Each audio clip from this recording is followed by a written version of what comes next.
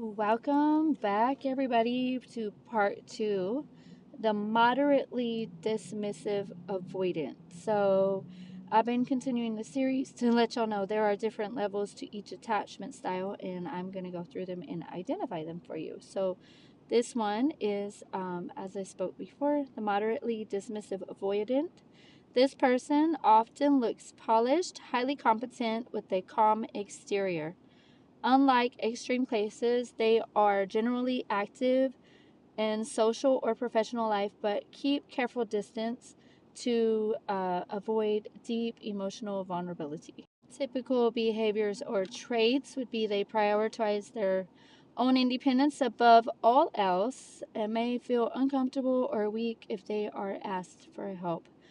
And when faced with emotional conflicts, of course, they may often shift to logic, facts, or problem solving to avoid feeling or discussing uncomfortable emotions. Unlike the hot and cold nature of a fearful avoidant, dismissive avoidants are often steadily reliable. As long as the relationship remains surface level or doesn't demand too much intimacy, then they're okay. A lone wolf personality. Even in the workplace, they often are high achieving independent workers who prefer to work solo over collaborative efforts. Privacy and secrecy, they often keep their personal plans, activities, and internal thoughts private, even from close partners, as a way to maintain a sense of control. So, if they're in a relationship, they're more likely to have a private life outside of the relationship they currently carry with their partner. Deactivation mode. So people are very curious about this one.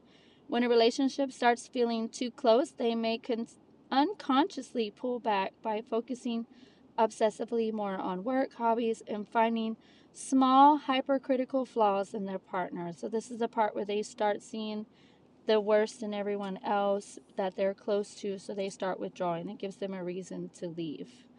So live or let live approach. They value peace and harmony, often avoiding conflict by shutting down or disengaging rather than working through their emotional issues. They have selective intimacy. They may show love through nonverbal or indirect ways, as most dismissive avoidants do. Spending quality time without deep conversations, performing acts of service or practical favors like, cleaning out your car or whatever.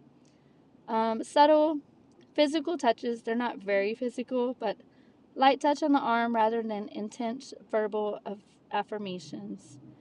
And the wall trigger, requests for deep emotional reassurance or frequent check ins, can make them feel smothered or trapped, leading to further withdrawal. Moderately dismissive avoidant will still be there, but they are really trying to fight everything inside of them to leave. Okay, so they are still going to be there, they're still going to be in the relationship, but not really as much as the partner would like them to be, but they're still there.